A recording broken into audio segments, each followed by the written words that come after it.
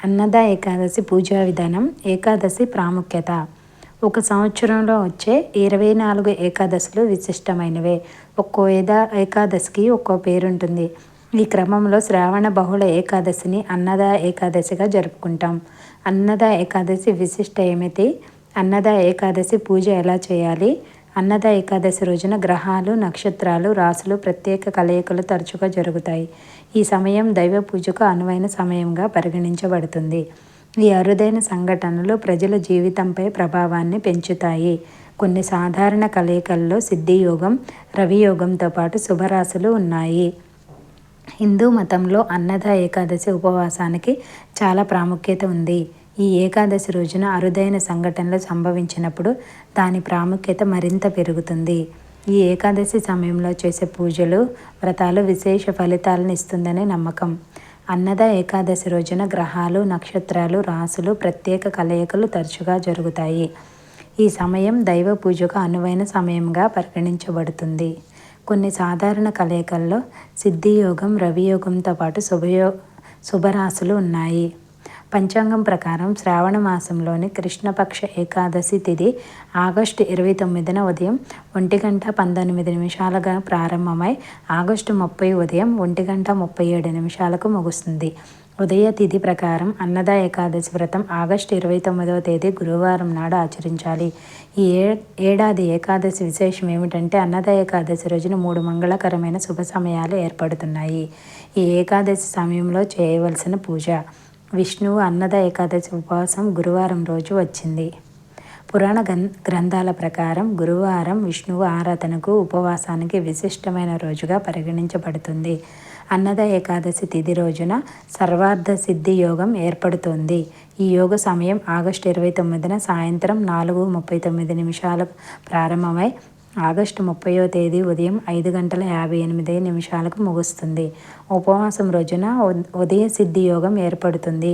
ఇది సాయంత్రం 6:18 వరకు ఉంటుంది. అంటే ఈ అద్భుత కాలంలో పూజించిన భక్తులు శ్రీ మహావిష్ణువు విశేష అనుగ్రహాన్ని పొందుతారు. అన్నద ఏకాదశి పూజా విధానం. అన్నద ఏకాదశి నాడు ఉదయాన్నే బ్రహ్మముహూర్తంలో స్నానం చేసి శుభ్రమైన బట్టలు ధరించాలి. ఉదయాన్నే సూర్యనారాయణుడిని ధ్యానించి రాగి పాత్రలోని నీటిని అర్ఘ్యంగా సూర్యనారాయణకు సమర్పించాలి. అన్నద ఏకాదశి రోజున శ్రీహరి, విష్ణువు, లక్ష్మీదేవి విగ్రహాన్ని ఒక పీఠంపై ప్రతిష్ఠించండి. శ్రీహరి, విష్ణువు, లక్ష్మీదేవిని పూజించండి. పసుపు పువ్వులు, పసుపు బట్టలు, పసుపు పండ్లు, పసుపు మిఠాయిలను సమర్పించండి. అనంతరం ధూపం లేదా అగరబత్తీలు వెలిగించి హారతి ఇవ్వండి. అనంతరం ఏకాదశి వ్రత కథను చదవండి. శ్రీ మహావిష్ణువుకు సమర్పించిన నైవేద్యాన్ని తర్వాత ప్రజలకు ప్రసాదముగా పంచిపెట్టి దానిని తర్వాత కుటుంబ సభ్యులు సేవించండి. పూజ ముగిసిన తర్వాత పేదలకు, ఆపన్నులకు ధనధాన్యం, వస్త్రాలు, పండ్లు మొదలైన వాటిని దానం చేయవచ్చు. అన్నద ఏకాదశి ఉపవాసం విరమణ సమయం. ఎవరైనా అన్నద ఏకాదశి వ్రతాన్ని పాటించినట్లయితే ఆగస్టు 30వ తేదీ శుక్రవారం ఉపవాసాన్ని విరమించాల్సి ఉంటుంది. ఈరోజు ఉదయం 7:49 నుండి 8:31 వరకు పారణ చేయవచ్చు. శుభ సమయంలో ఏకాదశి వ్రతాన్ని విరమించిన తర్వాత మాత్రమే ఉపవాసం సంపూర్ణంగా పరిగణించబడుతుంది.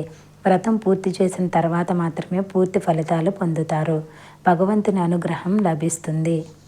అన్నద ఏకాదశి ప్రాముఖ్యత. సనాతన ధర్మం ఆచారాల ప్రకారం అన్నద ఏకాదశి వ్రతాన్ని ఆచరించిన వ్యక్తికి పేదరికం ఖచ్చితంగా తొలగిపోతుందని నమ్ముతారు. ఇంటికి ఆనందం, శ్రేయస్సు వస్తాయి.